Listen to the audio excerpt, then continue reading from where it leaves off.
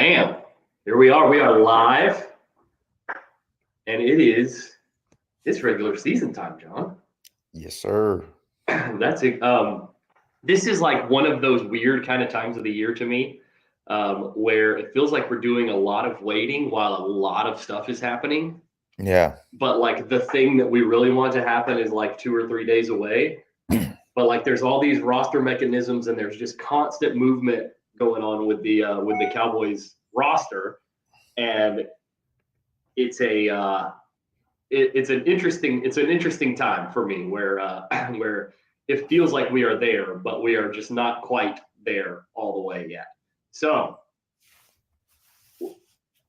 we had some adventures over the last week where we had some players that we thought were going to be a part of the team get released out of nowhere, and we go try to hunt down, hey, what happened? What is this procedural? Is this a part of the plan? Or was there something in the last preseason game that caused some changes of heart? Because I personally, we're talking about Carl Lawson a little bit here to start because it's John's guy. We've spent a lot of time talking about Carl Lawson in this show, so why stop now, right? So Carl Lawson shows up and he's in camp for what, maybe 4 or 5 days before the last preseason game. Mm-hmm. And how about you? I'm thinking like, hey, they got some young players on the defensive front. They can probably get through the game. They don't need Carl Lawson to play in the last preseason game. That's not why they signed him, right? They signed him to get him ready for week 1. And then he plays, and he doesn't play that well, and he doesn't look like he's playing all that hard. It is the last preseason game after all, and then it gets to cutdown day, and he gets cut. And there's not any mention, unusually for these kinds of moves, of their intention is to bring him back on the practice squad, or it's considered procedural to bring him back after some other moves take place. It's just the Cowboys have released him. There was no guaranteed money, etc. And then I believe it was yesterday he gets signed back to the practice squad. So that was quite the adventure. What was there anything that you heard, saw, anything like that gave you reason to believe that maybe he was on thinner ice than we believed he might be? The hope is still alive. Yes, it is. The first thing that kind of told me that he was kind of in trouble was when they announced that the Tyus Bowser was coming to work out. Right, exactly, yeah. So that was like the first thing to be like, that's kind of interesting. And then I kind of asked around, and a lot of people said it was because of Carl Lawson. And then you look with like a finer, like go through his tape with a finer tooth comb, because I'm not gonna lie, I didn't like go through the third preseason tape that deep. I didn't go that in depth. There was just a lot of people playing that weren't going to be on the team, and I have better ways to spend my time. But you go back and you watch Carl Lawson, and you see that he's not in the best shape ever. But I mean, he was, like you said, he was on the team for 4 or 5 days. I don't know how you can expect him to be in playing shape that quickly.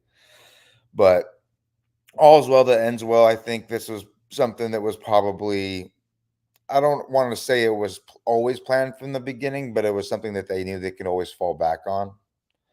And hopefully he's going to be one of those guys who's called up on the first couple of weeks, and then we ride from there. And if he plays well, then he gets called up to the active roster when maybe some injuries hit or something happens. But we'll see. I'm just glad he's still on the team.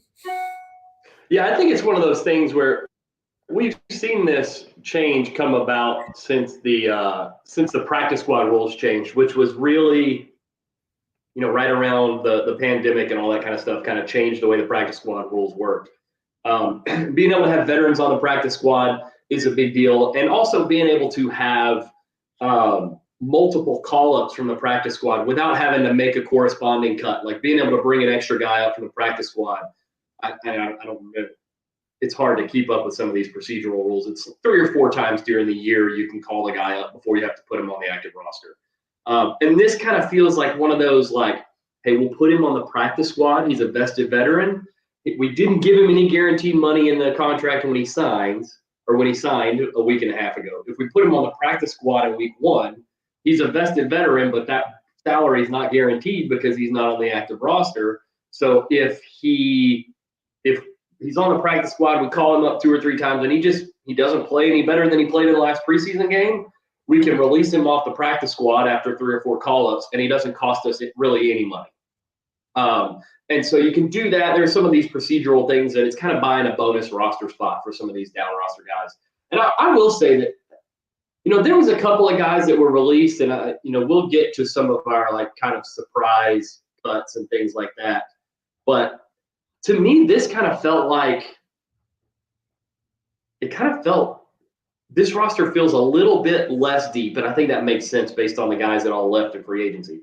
It's a little less deep than the rosters the last few years were. Like, it felt like the last few years they were using every possible mechanism that they could use in order to keep, all 57 players that they wanted to keep. Or, they were cutting kickers and not holding kickers and not having a kicker until Thursday of week 1.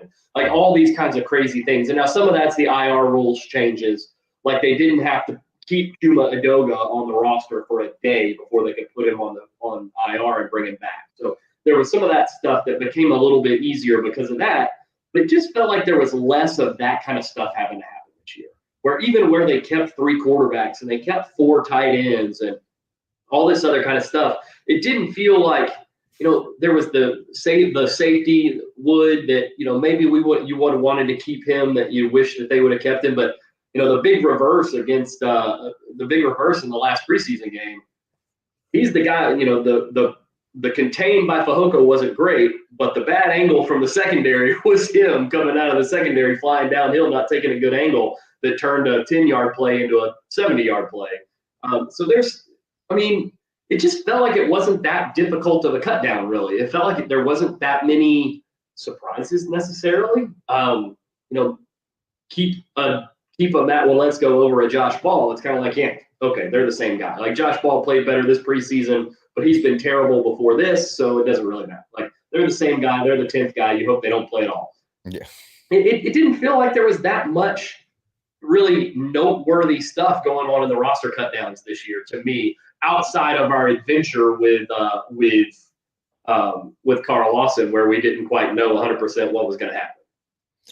Yeah, I would say another thing that was a little bit of surprise was that they kept Tyus Sweet, but I think that came down to more of a special teams thing than more of a defensive thing, because if they were looking for someone who can contribute defensively, there's other defensive ends that would be better, like Carl Lawson and stuff like that. But I think they wanted Wheat to be on the roster so that he can get those heavy special team snaps early and stuff like that.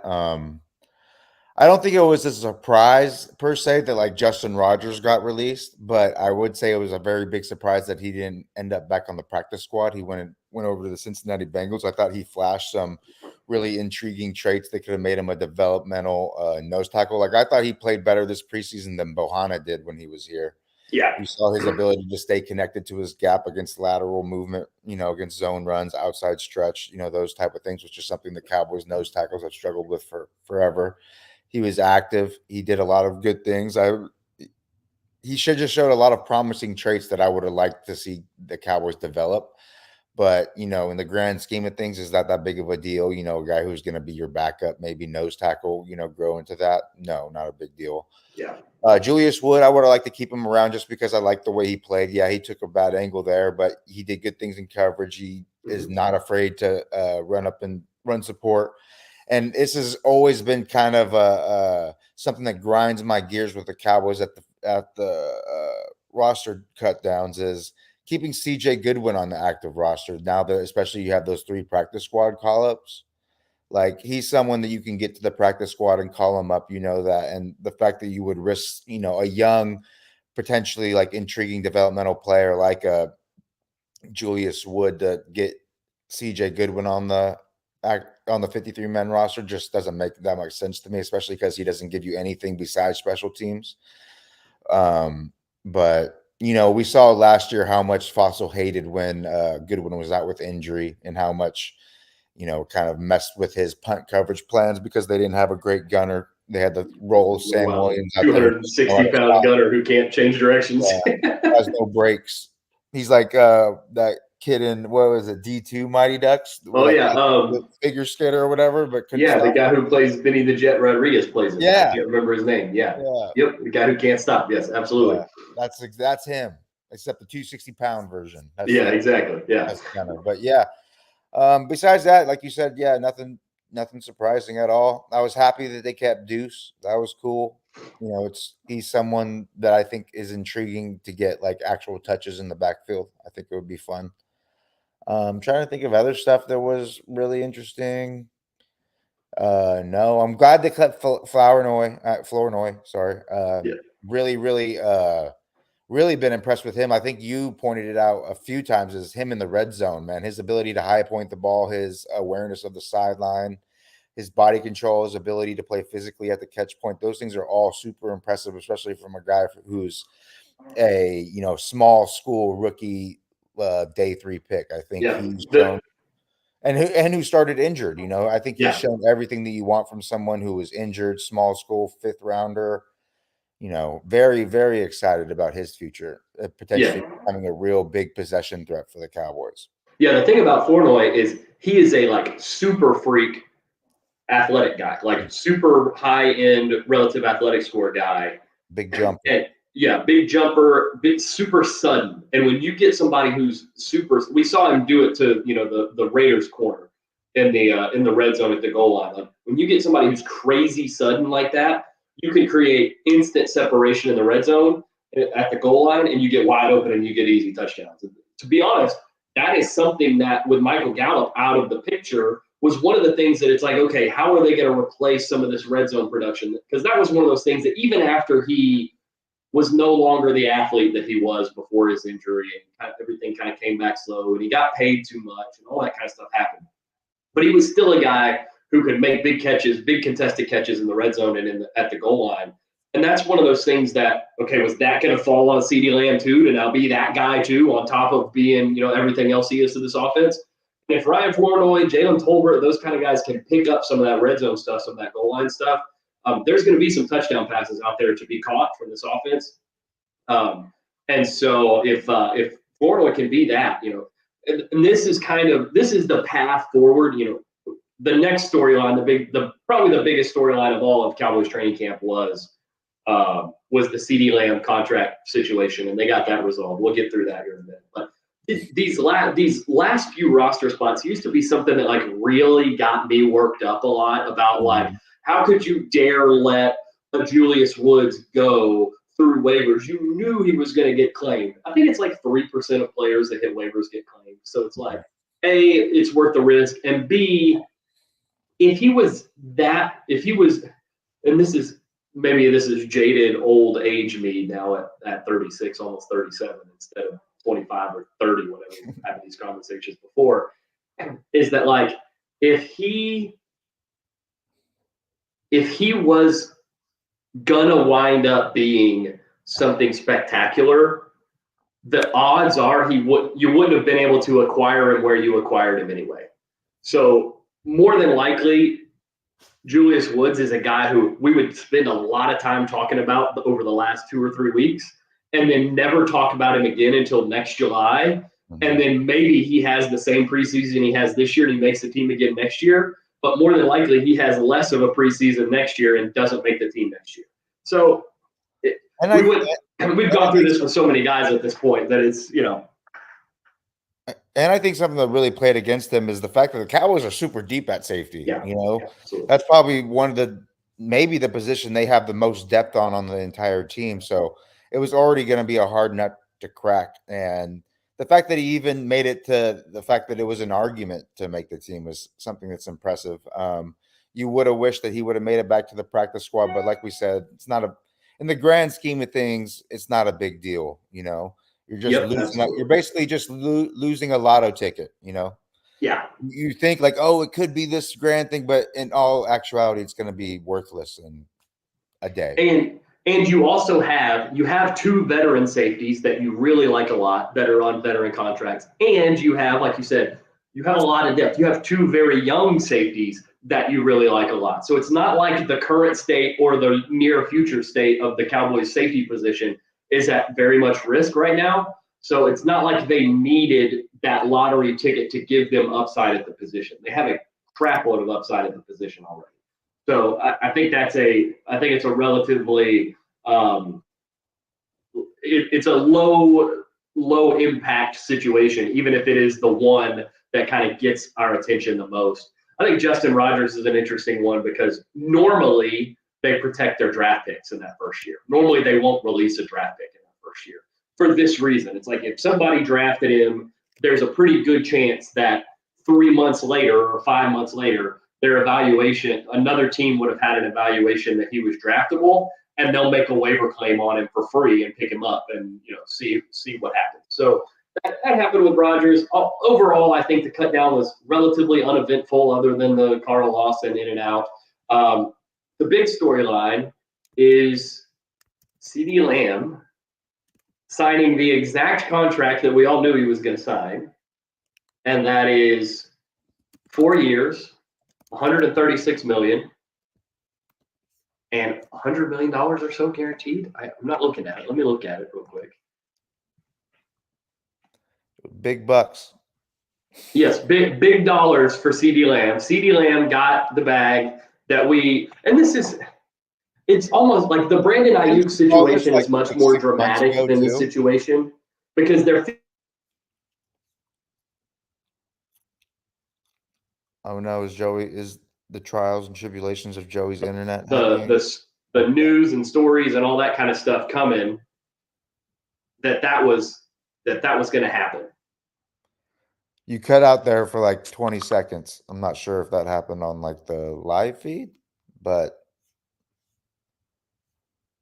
got gone again.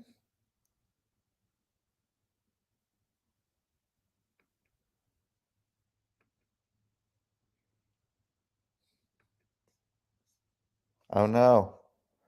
Joey.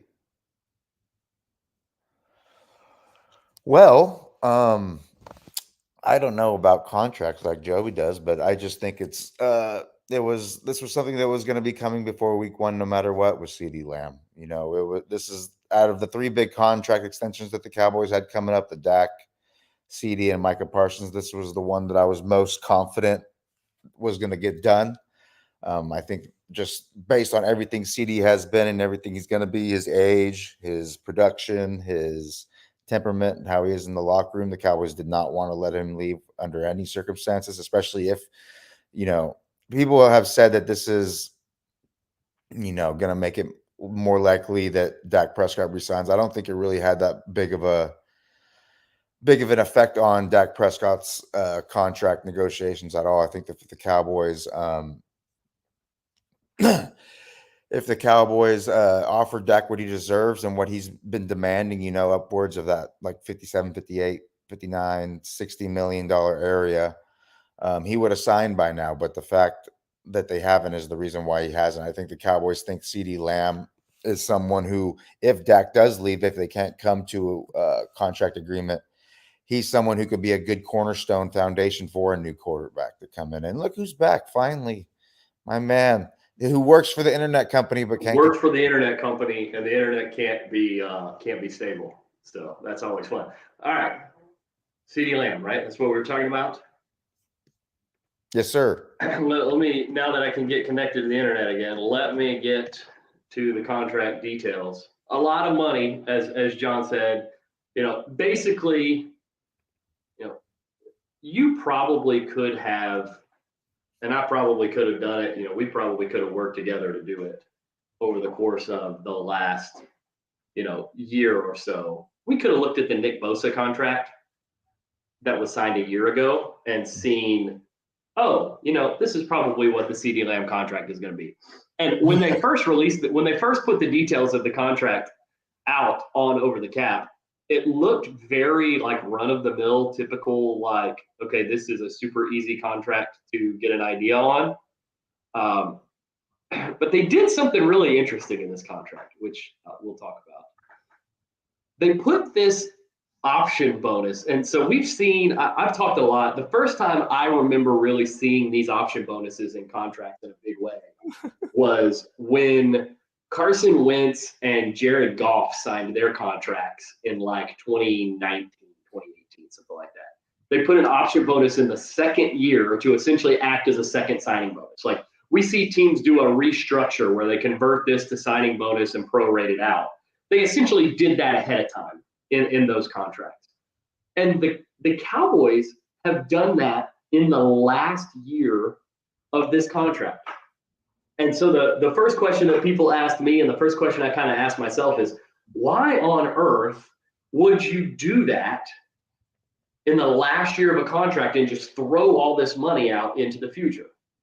And there's a couple of reasons that, as I thought through it, that came to my mind. One is that when you got a 4-year contract, so essentially you have 5 years to prorate this first signing bonus. This is why you do contracts a year early. You can give the player a 4-year contract like he wants, and you still get 5 years of cap control. Then, by putting the option bonus out here in the last year, they were able to add these 4 void years when the contract was written. And the reason why that's a big deal is if you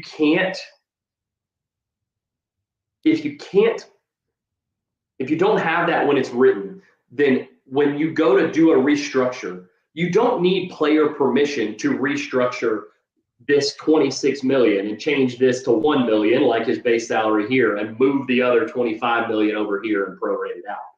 But you do need player permission to add void years on the end. So with a 4-year contract like this, this is another reason the Cowboys like to do 5-year contracts, even for extensions, because then you can restructure that second year and prorate it all the way out here to this last year, to this 5th year. But if they didn't have these void years on here, they would have to go back and get cooperation from CeeDee Lamb to add the void years onto the contract, because it is a change to the contract, not just a pre-agreed to automatic salary conversion, which the way the contracts are worded is kind of interesting and weird. But basically, the team has permission to do it as long as it doesn't modify the term of the contract, which when you add void years, technically modifies the term of the contract. So by doing this, they've opened up the ability for them to take this $25 million, and instead of putting $6 million here, $6 million here, $6 million, and $6 million here, and I know that's not the right math, but you get what I'm saying. They now have the ability to do $5 million in each year and add $5 million out here. And that matters because that helps them lower the cap number even further here and keep the cap number from escalating here. And you can just about guarantee that what they're betting is one of two things. Either by the end of the 2027 season, CeeDee Lamb won't be with the Cowboys anymore. And there's some guarantee triggers and stuff like that will trigger basically all of the 26 salary is going to be guaranteed by next year. And then $7 million of the 27 salary becomes guaranteed on a certain day of the 2026 league year. So he's basically guaranteed to be on the Cowboys until probably 2027 and probably through the 2027 season. And then what this gives them the ability to do is if they say, okay, he's still playing really well, we are going to extend this contract. Now they've already got the cap number relatively low here because they bounced this salary all the way down here. And then they can do an extension, all that kind of stuff, and these void years don't exist anymore. And it becomes much more simple there. But I thought it was interesting that they did it in the last year, because most teams will do it in that second year. This was clearly we want to give ourselves as many void years as possible right now so that we can do any restructure that we need to do on this 30-something million, because we feel like with this $36 million cap hit and what we hope Dak is counting on the cap in 2027, because Dak is still a quarterback for the Cowboys, we feel like we want to have lots of flexibility to do restructures if we need to. They created that for themselves by writing the contract this way. So pretty interesting from a contract standpoint, a little bit different from what they normally do. And it's kind of cool to see them try some different things. I don't know that I would have I might would have done the restructures all the way through, like just pre-done the option bonuses the way the Eagles tend to do it, because that's the way that I kind of think that is the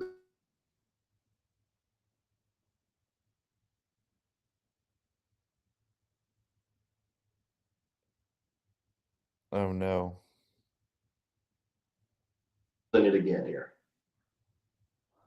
Oh, you're back now. There we are. Man. Anyway, as we turn our attention to the regular season, John, we have the Cleveland Browns coming up.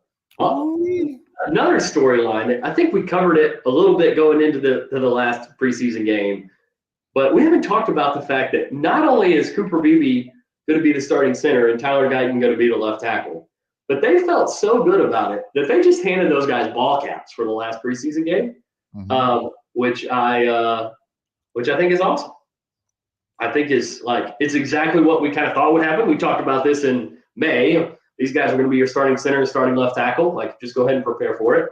Um, now we're here, and these guys are your starters. Yeah, and they got big time matchups coming in right at week one. Tyler Guyton's going to be going up against arguably the best defensive end in the entire NFL, arguably the best defender in the entire NFL, Miles Garrett, the freak guy who's just a gigantic defensive end who bends like he's Von Miller, just has incredible speed, incredible hand usage. He's violent. He can do everything. He's amazing. He's amazing. And that's going to be the ultimate test for Tyler Guyton. Hopefully he's not going to be left out there on an island too often. Hopefully they're going to be sliding protection his way, giving him chips, giving him all types of help that he needs, using play action, using these other mechanisms to try to keep Miles Garrett at bay. But it's going to be interesting to see because that might happen the majority of the time, but there's going to be probably 10 to 15 plays where he's going to be out there one on one with the best player on the planet, and it's going to be interesting to see how he does. We saw him do well against Micah Parsons during training camp, and if he can replicate that against Miles Garrett, then man, this hype train's going to get going Oh fast. yeah, I was thinking the same thing. Like we're something like 10 or 12 days out from the first game. There is a chance that like 12 days from now, when we're on our Tuesday show after the first game, that we're like going nuts about the way Tyler Guyton. Like there's a chance that we're like, holy crap, this guy is way better than we gave him than we thought in our minds that we'd give him the opportunity to be. And there's also a chance that we're like, okay, remember the guy's a rookie. Like, this guy's a rookie and he's going against the best player on the planet. But there's a chance that we're sitting here 12 days from now talking about, holy cow, the Cowboys did it again in a huge way at left tackle. And there's it's kind of exciting and it's kind of scary all at the same time to think about Tyler Guyton now because, like you said, there's going to be those 12 high leverage plays where he's gonna have to block Miles Garrett and he's just gonna have to do it. And if he can do it, the Cowboys are gonna have a really great chance to win the game. And if he can't, they may not have very much of a chance to win the game because Garrett is good enough to completely wreck a game plan if you don't take care of him the right way. Yeah, and if he performs well, it gives a great indication of how the season could go for the Yeah, Cowboys. absolutely. The fact that he can just replicate Tyron Smith, year one coming in and give some type of semblance of effectiveness from the left tackle position would be incredible for the Cowboys offense. But he's not the only rookie that has a tough matchup. Cooper Beebe going against Shelby Harris and Dalvin Harrison, the interior Cleveland Browns defensive line. Now, that's not the best interior defensive line he's going to see, once we start getting into these divisional games against the Giants and the Commanders, especially.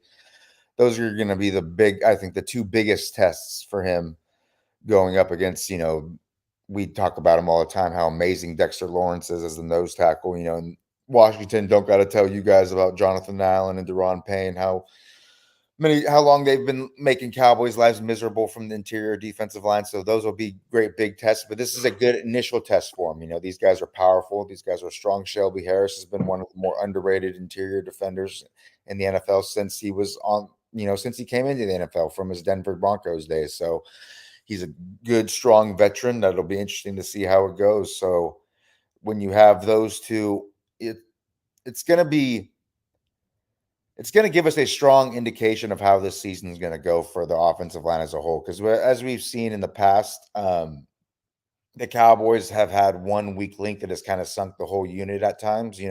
Terrence Steele was that guy as a rookie, but then he came on strong as a sophomore. In the past, Tyler Biadasz has been that or Biadasz has been that at times, even though he improved as his career went along. But if the Cowboys, if these two rookies can solidify that offensive line front, then it's going to really open up the possibilities for the Cowboys offense as a whole, both in the running and the passing game. If the ability to, you know, play in 5-man protections, not have to incorporate a sixth or seventh blocker, incorporate a sixth or seventh blocker consistently in these passing situations that you can trust that your 5 guys up front can hold up against 4 or 5 rushers would be phenomenal to get as many pass weapons into the route as possible. And then we obviously know in the run game the ability to create holes and get to the second level. I think that's a thing that BB is going to bring that the Cowboys really haven't had from the center position, is a guy who's a strong ability to get to the second level and land on his targets. You know, Biotish, something that he struggled with throughout most of his career, and Brock Hoffman is really, really bad at it, especially in preseason. So, you know, having BB there to be able to just give you that improvement there, as long as his anchor can hold up in pass protection,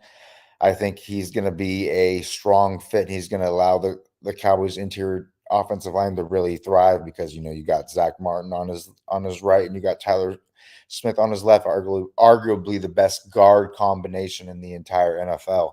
So he's going to have, you know, he's going to have the 2 best kind of bodyguards next to him. And if he can just play up to his capabilities, then the Cowboys offensive line is going to be golden.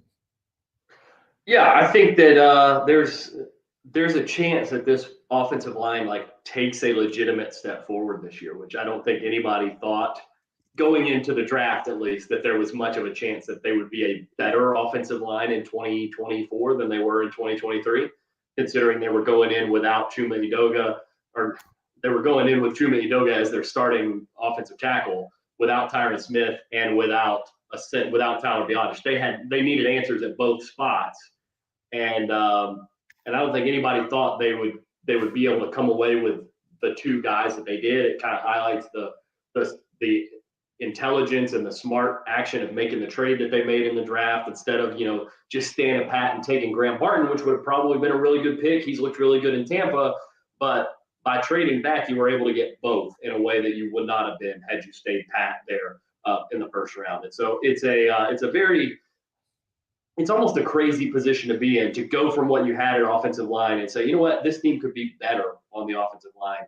Terrence Steele plays better. Cooper Beebe plays better than Tyler Biotish did, and Tyler Guyton plays, you know, acceptable at left tackle. And now all of a sudden you probably have a better overall offensive line than you had in 2023. Yeah, especially because like what I was saying, that the, you know, offensive line is like kind of a weak link structure, So as long as if you can, even if you don't have as strong of links as you did last season, you know, at left tackle, you know, especially, but if you have no links that are weaker than, say, like Tyler Biotish was last year, then your offensive line is probably going to produce more effectively as a whole and more consistently. So that's something that, like, I think you have been saying it for years, that the ability to, you know, have no like particular weaknesses on the offensive line is more important than having like a big everybody strong up front. Yeah, absolutely. There's a threshold that every offensive lineman has to cross, right? Where like if you get above a threshold of like acceptable NFL level play at your position, then you are like, and if everybody on your offensive line clears that threshold, you have a chance to be really good. If everybody on your offensive line is really good, you have a chance to have like 2016 Cowboys, like just destroying people up front, because that almost never happens, right? But if you get everybody to a threshold, and that's why I say, like, if Tyler Guyton can get to that threshold and play at that threshold or above it this year, we've seen Terrence Steele clear that threshold quite a bit. And considering Tyler Biotish, I think he sat like right at the threshold last year, where it's like he was right there most of the time. He wasn't causing problems, but he was almost never a like net positive in the run game or the pass game.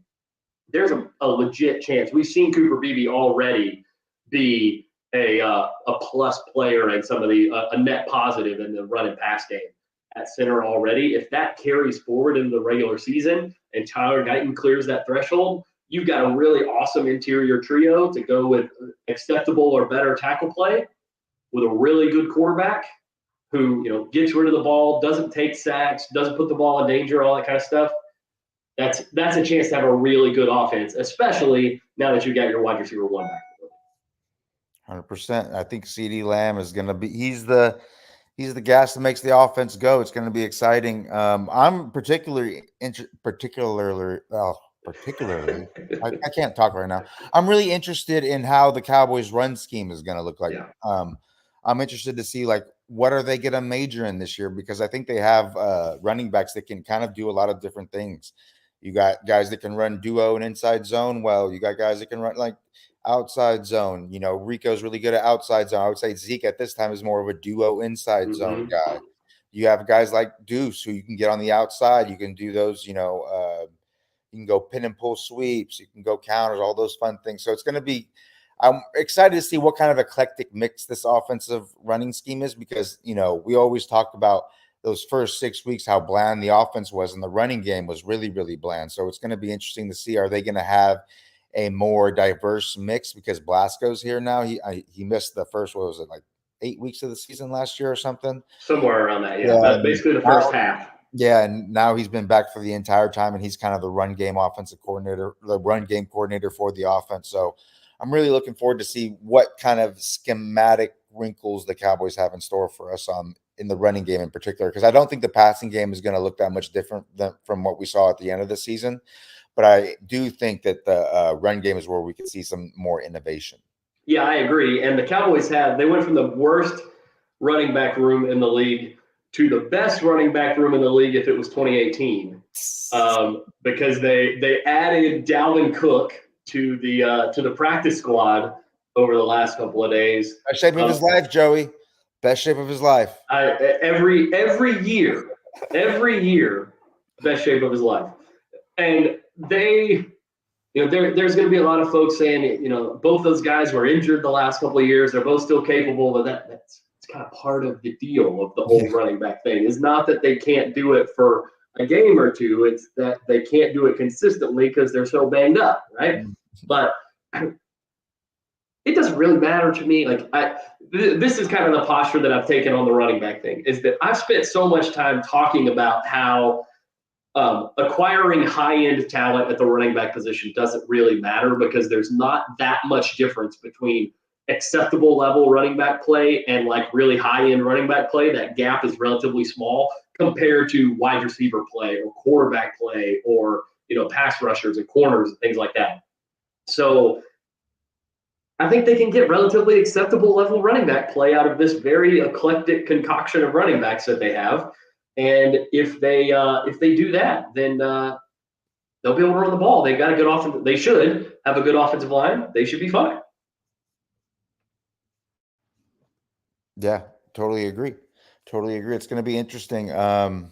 One passing kind of new wrinkle that I'm interested to see how it works is John Stevens Jr. I think he's someone who's going to have a real role in the passing game, and I'm going to be interested to see like when is that incorporated? Is he going to be someone that's going to be like a red zone only threat, or are they going to use him to kind of like stretch the seams in 21 personnel with Jake Ferguson? Because I obviously don't think Jake Ferguson is ever coming off the field. Really, I think he's someone who could be in for a big year, especially.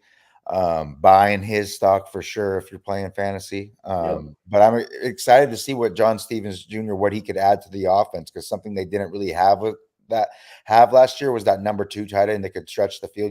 They wanted Hendershot to be that guy, but he couldn't catch it cold, so that was unfortunate. But I think, because I do think, you see John Stevens Jr. at training camp, and you see incredible body control. You see the ability to high point the ball. You see the ability to make contested catches. I don't think he's the best or most refined route runner at this time in his career, but he's kind of a guy you say, run to this space, throw the ball up, and he'll come down with it. So I'm really excited to see how he's incorporated, how big his role is, how little it is, because I think, especially as the season goes on and they kind of lock into what he really thrives at, I think he could be someone who becomes like a pretty important threat for the Cowboys offense, especially in particular situations. Yeah, I think one thing that's going to be interesting with this offense this year is going to be the personnel grouping usage that they have, because in the past few years, it was a little less once everybody kind of figured out Michael Gallup was kind of done last year. But for the last few years, they've gone into it kind of saying, okay, we are essentially a 3 wide receiver team. Like we have 3 legitimate, real wide receivers that we need to get on the field pretty much all the time. And so they were like hardcore 3 wide receiver team. This year it's like, hey, we've got CeeDee Lamb and Brandon Cooks, and we've got Jake Ferguson, and then a running back is probably going to be on the field. And those 4 guys in combination 75, 80, 90% of the time. But that 5th guy now is that there's going to be, in my opinion, kind of projecting out, there's probably going to be a lot more of that 5th guy being a fullback or a second tight end, or those sorts of things, or a second running back than has been in the past. And so I don't have the personnel grouping numbers that they had last year in front of me, but I would bet that there's a way heavier lean towards, especially when you combine the investment that they made in Luke Schoonmaker last year, what they have and how we think they feel about John Stevens Jr., and just all of that stuff rolled into one tells me there's going to be and they kept 4 tight ends, which tells me there's going to be a lot more multiple tight end looks out of this offense than we've seen in the past. And with a guy like John Stevens, with a guy like Brevin Spann-Ford, with a guy like Luke Schoonmaker, really all 4 of these tight ends. John Stevens is probably the one who you kind of say, he probably has the most work to do from a blocking. But from a pass catching standpoint, really they all kind of have the ability to go out and do both. And so if you can get into these multiple tight end sets and get people in big personnel, and then if John Stevens Jr. can be a legitimate mismatch against that extra linebacker that's on the field or against the safety down the field in these contested catch situations, that's when you create opportunities to get big personnel on the field and still create big plays. And we know Dak loves to throw the seam ball. He loves to throw those balls deep. He loves to attack deep over the middle, which is funny because that's where he would never throw the ball early in his career. And that's been kind of the thing that's pushed his trajectory as a quarterback to a different level, was when he started pushing the ball in the deep and intermediate parts of the middle of the field. And that's where a guy like John Stevens can be a huge impact player for this team for sure. Yeah, I totally agree. He's someone who, dating back to the last training camp, there's been a ton of hype surrounding him. There's been a ton of talk about how he's going to figure into a real role. So it's going to be exciting to finally see that come to fruition. And like I said, I think he's someone who can be a real weapon, especially in like red zone situations, 3rd down situations. Maybe, like you said, it's him and Jalen Tolbert can kind of split those duties as kind of the 5th weapon in the offense. It's going to be interesting to see how that changes what they're going to do. Like, what's going to be the breakdown between like 11 personnel versus 12 personnel in 3rd down situations in the red zone. Yeah. So those are going to be interesting things that we're going to be keeping tabs on as the early parts of the season go along.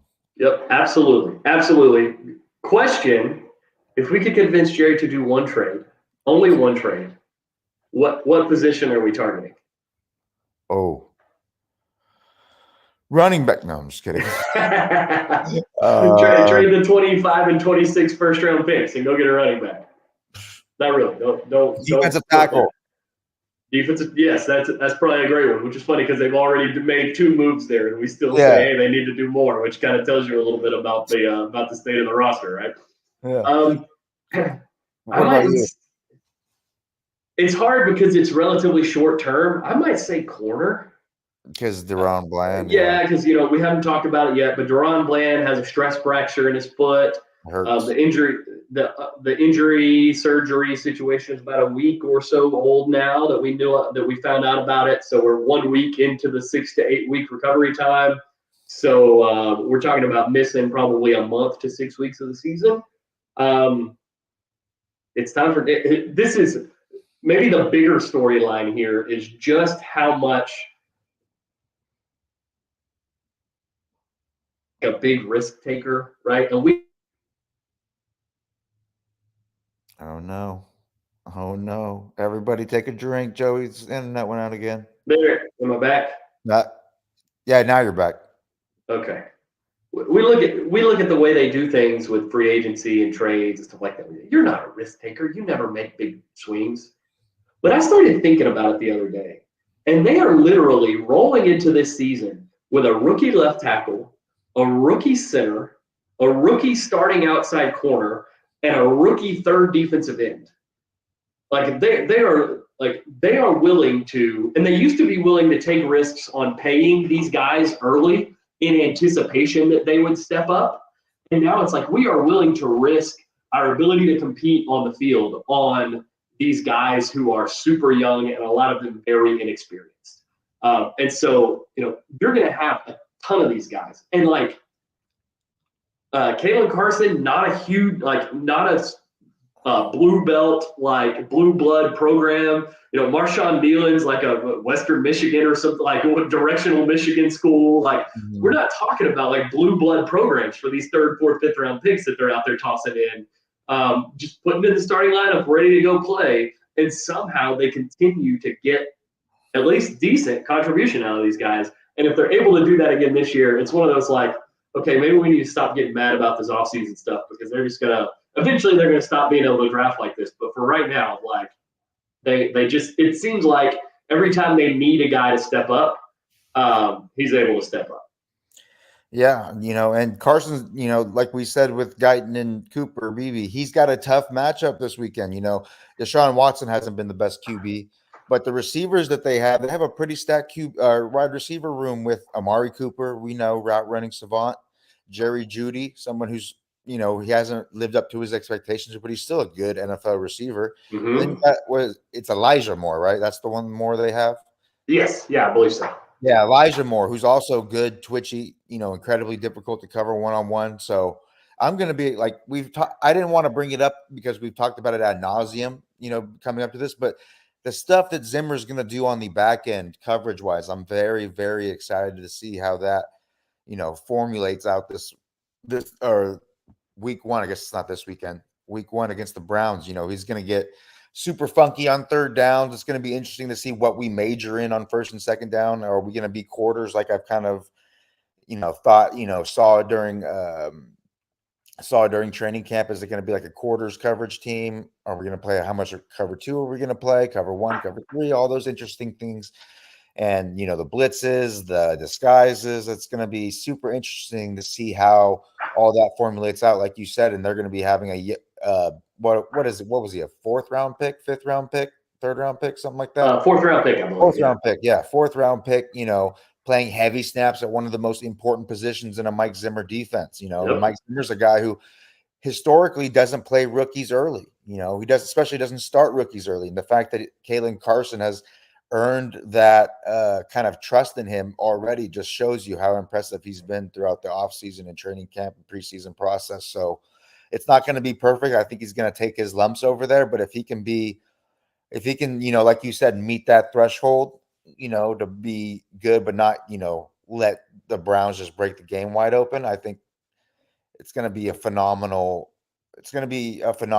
indication of how this season's going to go, because once you get a guy like Deron Bland back and you can have someone like Carson who then has, what's it going to be, 5-6 weeks of starting experience under his belt as a rookie, and he's going to be your number 4 guy. That's fantastic. Yeah, it's a great place to be, especially when you have a guy like Izzy McQuamu, who we both like a lot, as your backup nickel. Then you have a legitimate 3 deep at outside corner, assuming Kalen Carson progresses the way you want him to. Then you have 2 deep at nickel. We know the depth at safety. Like, now we're starting to really feel good about the depth of this back seven of this defense and the way that they can play. And yet, before you go on, you mentioned Izzy McQuamu being the backup nickel, and I think something that kind of McQuamu's body type gives you at that position is the ability to match up against a greater breadth of, slot receiver types.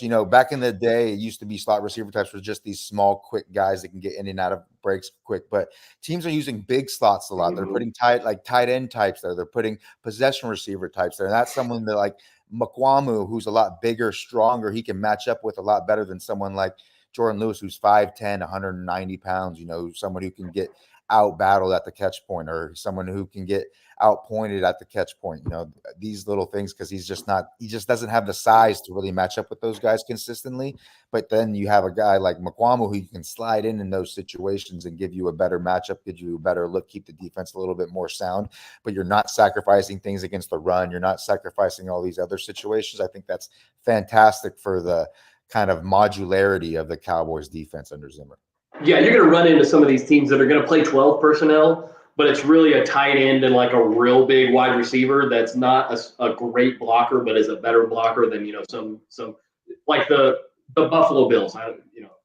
With Dawson Knox and Dalton Kincaid, like they have two tight ends. They're going to play a lot of 12 personnel. Yeah. But you don't want to necessarily answer that 12 personnel with base. You don't want to, like, even though, DeMarvion Overshawn is a guy with safety experience, we got athletes at linebacker for the Cowboys, but you don't want to answer that with big personnel necessarily on your defense in most situations. You want to be able to answer that with coverage.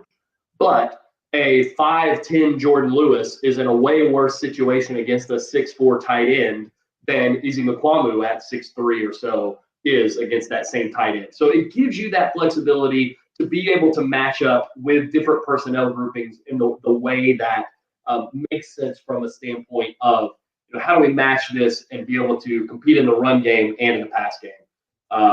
So it's a really great point about Izzy, and I know that Mike McCarthy has talked about how valuable he is from a matchup standpoint in terms of how this team wants to answer things on the defensive side of the ball. We'll get into Cleveland a lot next week, but outside of the Myles Garrett and the Dalvin Tomlinson and those kinds of things that we talked about, high level thoughts, takeaways for the last 5 minutes or so that we're here on what the Cowboys are looking at in their matchup with Cleveland coming up in week 1. I think the Cowboys match up pretty well with the Browns and what they do well, what they don't do well. I think that this is a game where the Cowboys can come out looking pretty good, going against a team that I think everybody has, they don't have Super Bowl expectations, but everybody expects them to like get close to, the AFC North is so tough, so it's hard to say, but everybody has pretty high expectations for the Browns to potentially make the playoffs or potentially maybe even win a game in the playoffs because if you look at the roster, it's really strong throughout. They have a ton of talent all over the place. It's just that the Deshaun Watson just has not played up to it anywhere near his contract. I would argue that's been arguably the worst contract in the history of the NFL. I'm not the contract guy. When you add the trade to it, like the big trade compensation and the contract and all that kind of stuff, it has been. Yeah, it has been probably the worst trade and contract ever. And the funny thing is, they still currently have the most cap space in the league, and they still have, like you said, a roster that is incredibly deep and capable at every level. Offensive line's pretty good. They're aging a little bit on the offensive line. Wide receivers, we talked about. The defensive line, we know about. We know what they are in the secondary. And, JOK and the guys in there in the linebacker spot are pretty darn good too. Like David Njoku's really good. Like Nick Chubb is really good. Like a ton of really good players on this team, despite having the worst trade and contract combination maybe in the history of the NFL, kind of holding them down and holding them back. And that's really what it boils down to with this team is if Deshaun Watson plays well, they got a chance to be really good. But if he doesn't, they're just going to kind of be what they've been the last few years, which is a hard team to beat any one week, but not a team that's going to roll out and win 12 or 13 games and be a really dominant team. Yeah, totally agree. I think this is going to give us a strong indication of how this season could potentially go for the Cowboys, because if the weaknesses on the Cowboys roster really are as weak as, maybe we feared at portions of the offseason, like we were really worried about Guyton and pass protection. We're really worried about the interior defensive line. We're really worried about the linebackers. The Browns are the type of team that's going to exploit that. They have one of the strongest interior offensive lines in the entire NFL. We talked about that they have Myles Garrett on the edge. We know what Kevin Stefanski can do against, bad second levels with his ability to incorporate, play action, be able to get moving crossing routes, getting all these different stimuli using motion to, make life living hell on these second level defenders. He's very strong at doing that. So it's going to be, if the Cowboys are as weak as we thought they were at those positions, it could be a rough day and it could indicate that we're going to have a rough season against these particular types of teams. But if they have solidified those spots as well as maybe we are hoping that they have, then it could indicate something strong, something great is coming. And, we say that this is a strong indication, but it's also important not to read too much into week one. We've had Cowboys teams that have lost week one look bad, and then they come back, and that's some of their strongest teams. They roll off like 10 straight or something like that, like 2016. Yeah. Yeah, exactly. Yeah. So I think it's important, like you said, we're not going to overreact to week one. We got, we got a whole 2 more shows to get ready for week one. But when we come out of that, and this is a reminder to me and you as much as it is to the guys listening, right, is that like if they get blown off the ball on the interior, it doesn't necessarily mean they're going to get blown off the ball on the interior all year. It might, but it doesn't necessarily mean that it will happen. But if there is a team, like you said, that can push on some of these weak points for the Cowboys, it will be a team like Cleveland, as long as the quarterback can play at a high enough of the opportunities that come from that. And then there's some interesting stuff offensively happening for them where they hired Ken Dorsey to come be their offensive coordinator. That is like they're trying to kind of bridge these 2 worlds of like what Deshaun Watson had been in his past and what Kevin Stefanski has traditionally been. And it's going to be really interesting to see what that looks like in practice from an offensive standpoint for them in terms of roping in these RPO kind of shotgun spread quarterback playing point guard game like Deshaun Watson has played in his past with what Kevin Stefanski has been with the big play action, big boots and deep shots and things like that. It's going to be really interesting to see how that plays out, and we will get into all of that next week for sure. John, we are, we're coming up on the end of this show. This is the last preseason show. We're going to be in the regular season. Any big picture takeaways, anything that you want to remind us about or bring up now so that whenever we get to January, you can look really smart when we pull this clip back up? Micah Parsons, really, really good. DeMarcus really good Lawrence, at football. Still got it. DeMarcus Lawrence still got it. Zach Martin, real good. Bring that up at the end of the season. I'm feeling pretty good. I bet y'all be feeling pretty good about those predictions. But there you go. We spend a lot of time talking about the week are and all this kind of stuff. And I do think it's important to remember as we go into this regular season, there are a lot of really, really incredible football players on this Cowboys team. And so even if it feels like there's less hope than there has been in years past because it doesn't feel like the team is as deep and they did almost nothing in the offseason and things like that, this is still a really good team that with the quarterback that they have, the wide receiver, some of the other pieces that they have, there's a relatively high floor for what happens with this team as long as everybody stays relatively healthy. This team is probably a 10-ish, 10, 11 win team, like just rolling out of bed in the morning in the NFC East right now. And so we spend a lot of time talking about the downside of this roster in the offseason, but in this regular season, it's really important that I've tried to do this the last few years. It's like we only get 17 regular season Cowboys games a year. Like you only get max, you get like 20, 21 games a year out of this team, including playoffs. We gotta enjoy they may only win 12 games in a whole calendar year. Like we're not gonna sit here on a Tuesday after the Cowboys win and be upset because the other team ran for 150 yards on them but only scored 8 points. Like we don't apologize for enjoy some of these wins. Exactly. There are only so many. They only come around. I've been around for a few too many of those 5-win seasons when everybody's hurt and things are terrible and miserable. Campo years. The Campo years, or I mean, shoot, it wasn't that long ago that 2020 happened or 2015 happened. Like we've seen these. We remember the 8-8, the 2011, 2012, 2013 stretch. 2010 was terrible. Like there's been enough bad years. Enjoy the years that they win 10, 11, 12 games and go to the playoffs. Do we want them to do better than that? Absolutely we do, but we'll worry about that in January. There's nothing that can happen from now until January that's going to change what happens in January. We got to enjoy these wins when they come and these games as they come as well. 100% agree with you, my man. We do not apologize for victories in this household. Absolutely. Absolutely. Guys, thanks for joining us. Thanks for sticking around with me through this Internet stuff. I got to get this. I think it's the computer more than the internet because my other computers don't do this nearly as much. But we'll get it figured out. I'm excited about the regular season. I got some technical stuff coming along for the film stuff and all that kind of stuff I'm excited about. So we made it. It's the regular season. Sure. The show's sponsored by Silver Moon Financial. If you're stuck in accounting in your small business, hit me up. We can help. If not, it's the regular season. We will see you guys on Tuesday as we start getting ready for the Cleveland Browns. We will talk to you then.